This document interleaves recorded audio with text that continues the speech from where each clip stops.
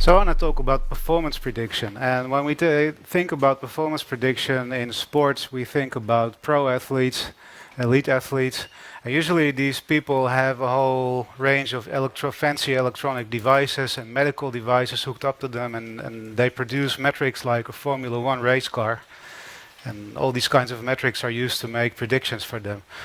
But how is the world for amateur athletes? So most of us mortals that just do some running and cycling, we have nowadays affordable watches with GPS and heart rate at most, maybe some cyclists that have power meter, and we're limited to that.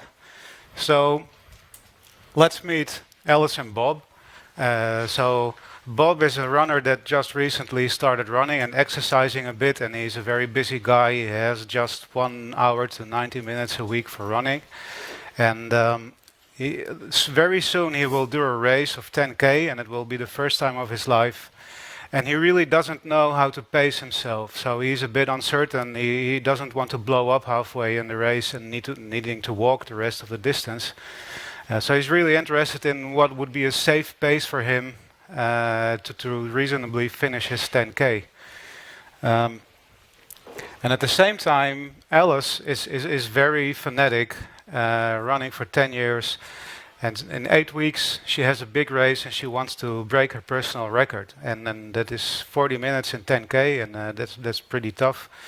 And now she's doing some very new fancy training plan, and she wants to know the exact probability of breaking her personal record in that race. And she wants to track how that probability will raise or lower during her training to see if her training is effective. So traditionally, performance prediction in athletics and in endurance athletics was mostly done by VO2 max measurements.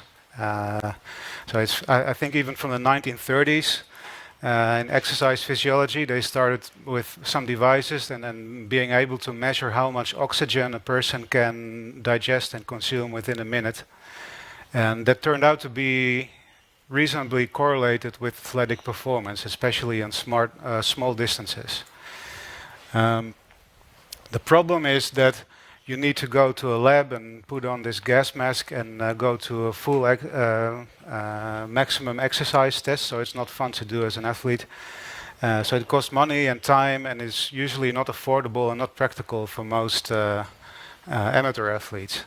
And in addition, this VO2 max, it does correlate with athletic performance, but especially on the longer distances, longer than 5K, for runners, for example, this prediction will become very noisy. So from scientific literature, you usually see values of R squared lower than 0.7 for distances like 5K or 10K. So there's a lot of noise. So it's not really a very usable metric to use for prediction, but somehow it's used religiously by exercise physiologists and some products on the market.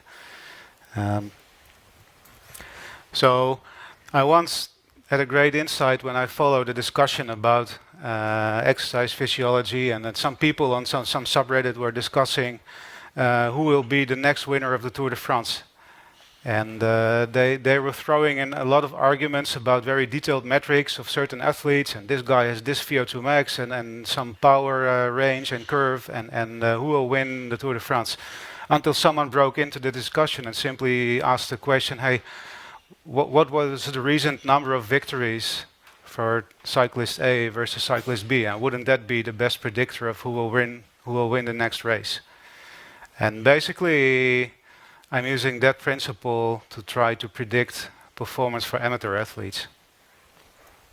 So you want to predict how someone will perform at some major event like this marathon, and as such I'm looking at amateurs, so I'm not looking at the performance of these people at the front row, because these are superhuman bionic beings, but I'm looking at the performance of the people in the crowd over there. And since we cannot run a marathon first to be able to predict how our next marathon will be tomorrow, because we will be broken already, we need to make our prediction based on training data, which is different It has a totally different context and totally different characteristics than the race. So the idea is to look at training data prior to a race and be able to predict what the performance will be during a running race. So in a bit more detail, this is how our race data looks like. So we have every row in this table is like an activity, which is a race. And the main characteristic is the average speed in the second column. So that in this case it's expressed in meters per second, but it's not too important. So at least we have races, they have a timestamp, and they have an average speed. Now we want to predict that from training performance. So training workouts have a similar granularity as races. There are obviously many more of them. So again, there's an average speed, some things like a heart rate. But the thing is with this data, you can zoom in. So this is a different granularity level. This is within one activity. And within every activity, you have second-by-second measurements of your actual heart rate and the actual velocity that the athlete has at that moment. And you see additional columns like if the heart rate is suspicious. So the consumer devices for training have usually heart rate measurements, but depending on how it's used and maybe if the skin is a bit dry and for some other reasons there may be electronic interference, the heart rate may be unreliable. So sometimes you see very sharp spikes, sometimes you see total flat lines for a long time, and that's an indicator that the heart rate measurements is not really reliable, or maybe something bad happened to the person. Same thing is, there's a column called steady heart rate. It's also a computed feature. So you can imagine if I'm doing an interval training and I will suddenly increase my speed, the heart rate is lagging. For those of you that run a cycle, you will see that phenomenon happen that if you start sprinting, it may take a minute or two before your heart rate reaches really high levels.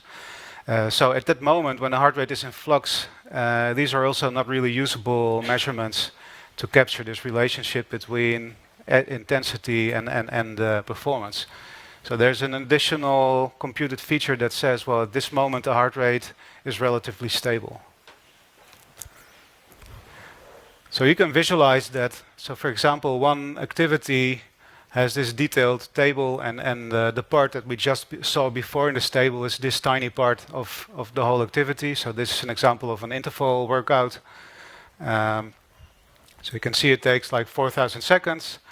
So the blue areas are the areas with the steady heart rate, and the red areas are the areas with the suspicious heart rate. You also see some noise here where the heart rate monitor seems to break down, or maybe the athlete is doing something strange. So you need to take care of all this kind of noise, and basically just use this periods of steady heart rate. So the next thing that you can do is ignoring the time, and then creating a scatter plot, for example, and comparing the heart rate at a given moment with the speed that you had at the same time. So again, you see clusters of blue points. These are the points of interest, and they capture the relationship between the effort that was putting in and the actual velocity that happened. So at this moment you see a cluster of points, for example, where the heart rate was slightly above 120 and the speed was at around 10 kilometers per hour. And these were probably the interval pieces where the heart rate got to like 150 and the speed was slightly above 15 kilometers per hour. So these are indicators of this person's athletic performance, but these are not necessarily the conditions in which that person would do a race, but at least we know something about the training. So the next thing that you can do is you can try to fit a curve through these blue points, through these points of steady heart rates, and then try to model with some parameters of that curve what the relationship is between the effort and the performance. So you can do this curve fitting because we're interested in uncertainty. You can do this curve fitting also in a bootstrapped way. So you collect data from multiple activities, you take some sample of reliable points, and you fit the curve, and then you resample again, and you draw multiple curves. So in this way, you can, for example, in areas where the data is sparse, so for this person maybe there was not much data with a heart rate above 150, so you see more uncertainty about this relationship than, for example, at a heart rate of 130. So additional question is, what actually makes a race? I talked about races, and you saw this table of activities that were labeled as race. So as it happens, this data that I'm using is coming from Strava. I'm not sure if everyone is familiar with Strava. So Strava is like a social media platform for endurance athletes. And it collects a lot of data from many devices. And it has an API. So users that give consent allow me to use their data. So Strava has a feature when you upload an activity, you can label it as a race or as a workout or whatever. So initially I thought that would be a nice feature to use to label my activities as races or not. Until I started analyzing the data and creating some distributions, and then some users obviously were abusing this labeling to just use it as their own personal labeling with whatever meaning it had. So these bastards destroyed my plan to use this feature. So I knew that needed to do something else. So eventually I ended up just manually labeling a few races, making a random forest model, a simple random forest model to make predictions, and then pick the worst errors out of the predictions and label them again by hand, and in this way creating some curated data labeled data set, and use that to label all the remaining activities as either a race or not a race. So the results of that is this distribution of distances. So that's just to check that my classifier did some reasonable job in predicting races. You see a sharp spike at the 5K distance. You see a sharp spike at the 10K distance, the 10 miles, half marathon, and full marathon. And then there's this whole white space at the rest of this distribution. So what would that mean? It goes until 165 kilometers.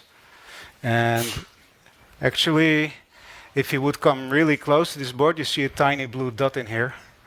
And initially I thought that was an activity that was noise. Maybe someone had a bike ride or a car ride incidentally labeled as a run. Until I looked up that race, and there actually happen to be people that run races of 100 miles. So that was a race. So from that process, how do I get my training and test data to fit a model? So over time, there are multiple activities that follow each other. So as I explained before, for each activity, you can take a sample of these stable heart rate and velocity points and combine them and fit curves. So actually, we have a fitted curve model per activity. And as they progress, at one moment in time, we encounter a race. And at that moment, we'll look back at the previous activity, and we have this function, this curve fit. And we can sample from this uncertain distribution some points at different intensity levels. So for each athlete, you determine based on their maximum heart rate, 3, so high, medium, and low intensity heart rate of exercise. And you sample some performance, some velocity from these points. So for every training workout, you actually have a vector of 3 elements, which has the performance at low, medium, and high intensity. And you can compare that with the average speed that you saw during the race. So that gives us an X and a Y that we can use as training data. So, as an illustration, making this join, and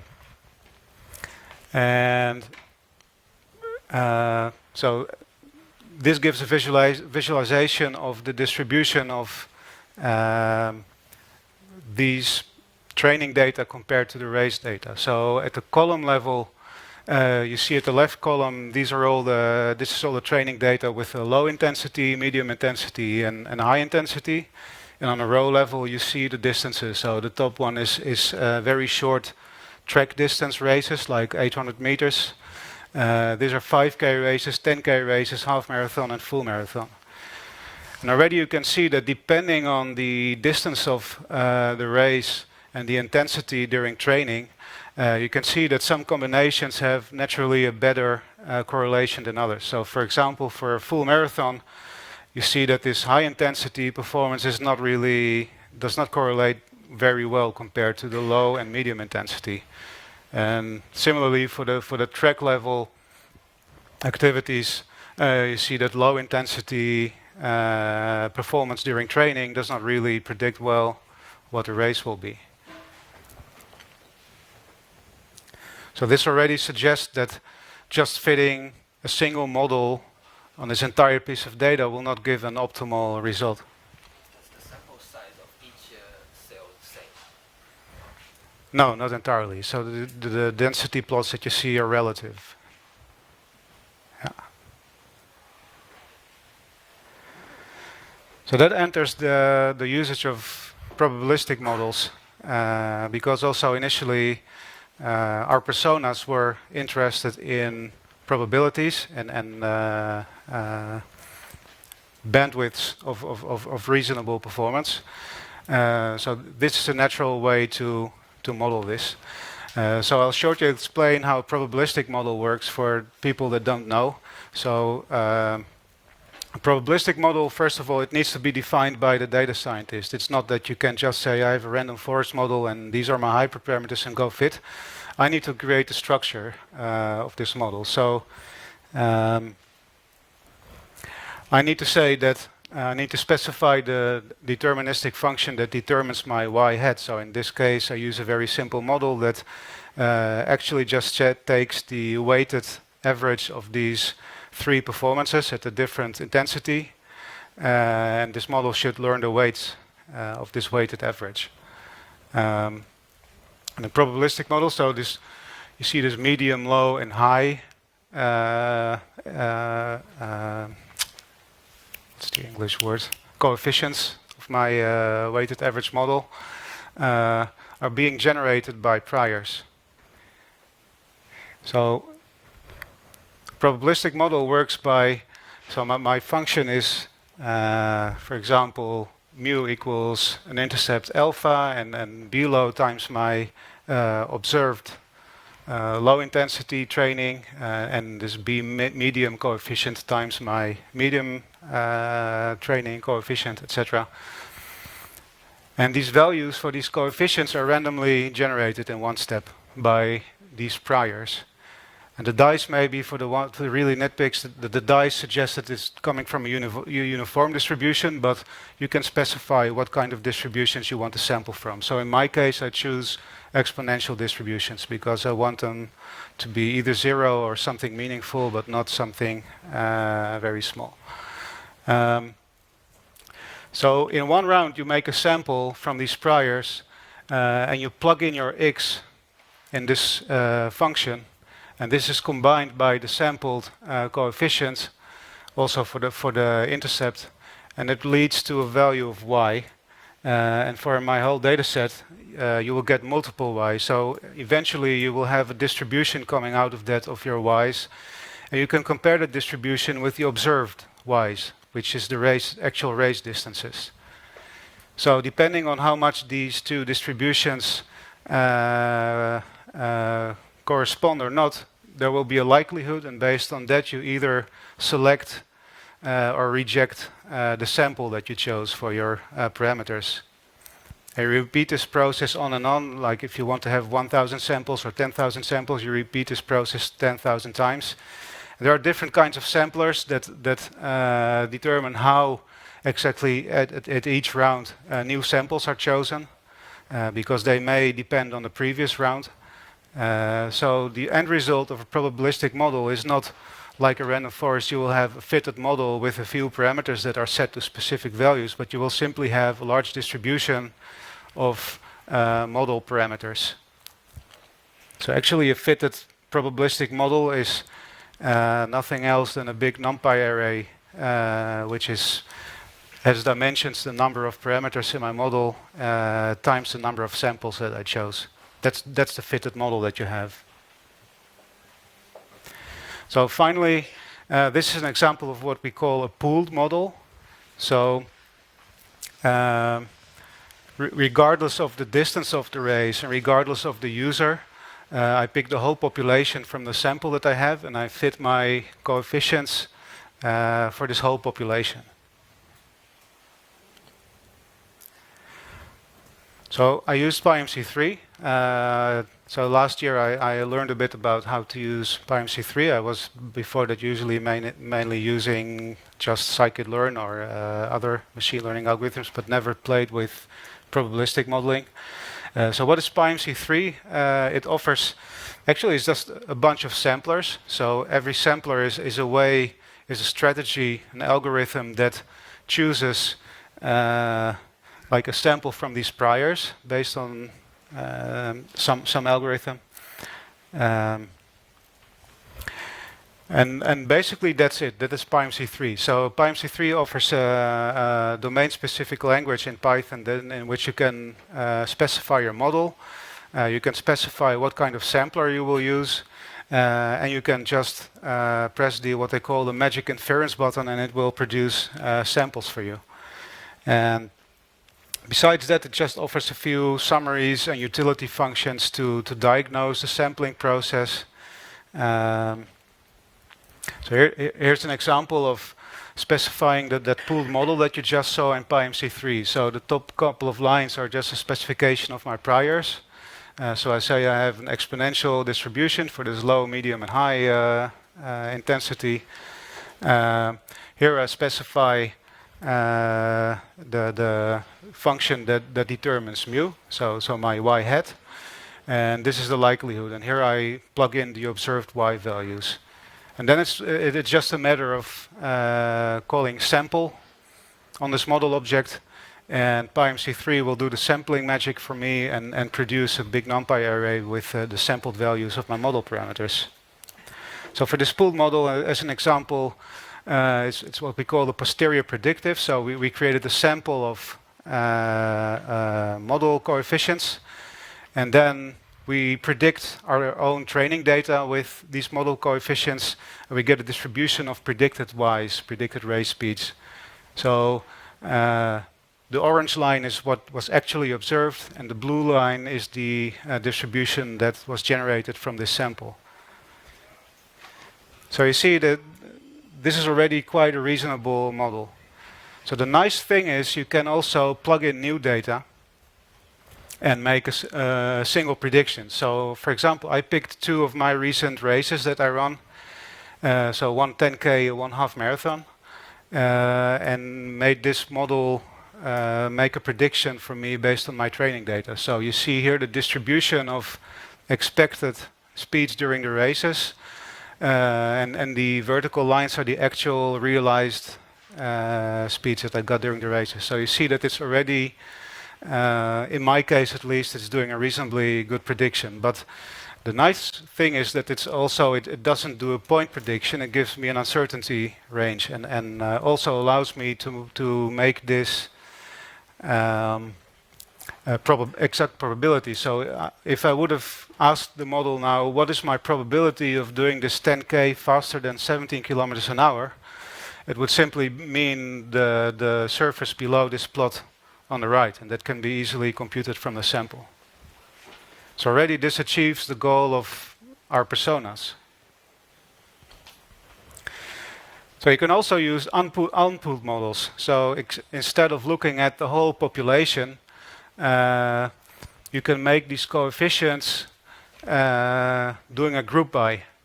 So I created bins for every type of distance, and then you can learn a separate model actually per type of distance.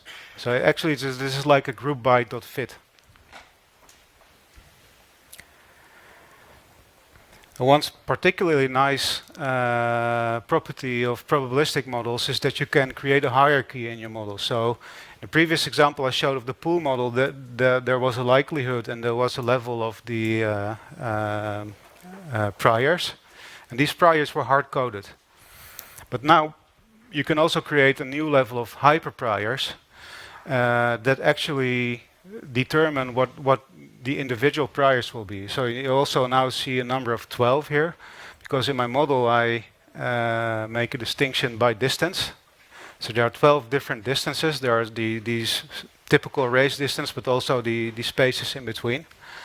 So that means we now have 12 times 4 parameters in our model. And this model automatically does the grouping by.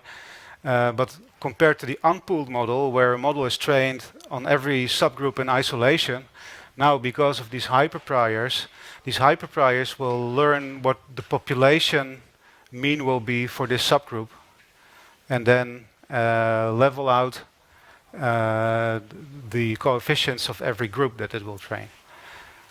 So that means if you have very small groups that deviate from the population mean, these will be dampened. That's what you call shrinkage in Bayesian modeling. So you see here's an example in the unpooled model where every model was just trained in isolation for every subgroup.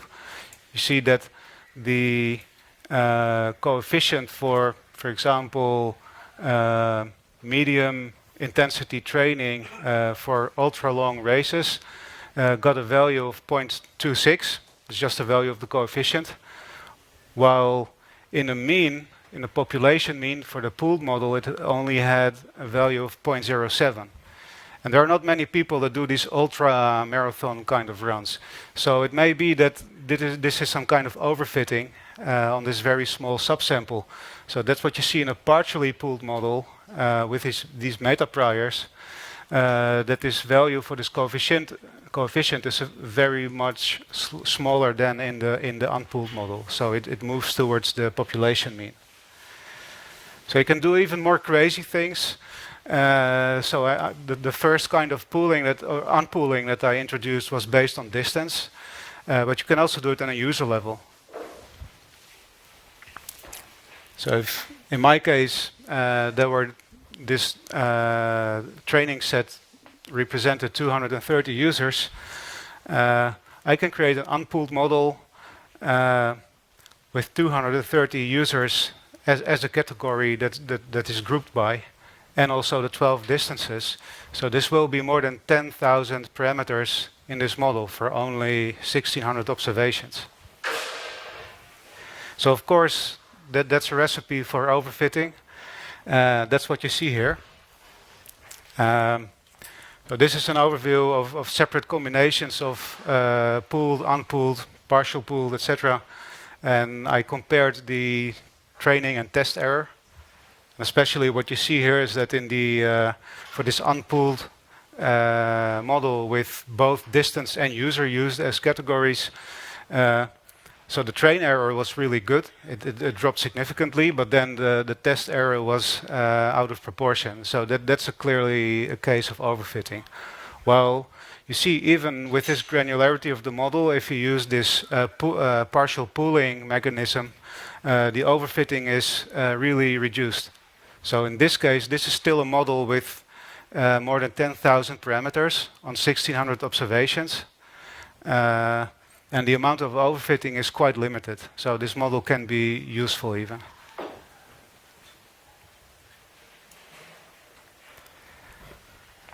So some of the learnings for me, it's really useful to have, depending on the business case, distribution of model parameters instead of a single metric. So you can compute this uncertainty intervals, and also to your end users you can choose to present some way of uncertainty. And for this type of model prediction, the hierarchical models with this partial pooling seems really promising, because maybe at my first experiments, going on a user level may be too detailed and introduce too much overfitting, but maybe I can find out some characteristic of user groups, for example, the amount of time they train or their ambitions or whatever, that may be slightly less granular and less prone to overfitting, and which may improve the performance of the model even more. And again, not something I worked on yet, but given the discussion that we had yesterday also about empathy and knowing our users. So if we go back to Bob and Alice, for example, both of them may be impacted differently by model error. So for example, Bob wants to have a safe speed. So if the model is too optimistic about Bob's speed, Bob may start too fast on his 10K and will drop dead somewhere halfway. While Alice, which wants to know this probability beforehand, if the model would be too negative, Alice will not see any improvement and maybe become stressed because of it and will try to push harder and maybe get injured. So depending on the user, you want to handle this model error in a different way. So let's conclude by some result of a very, very long stochastic process. Are there any questions?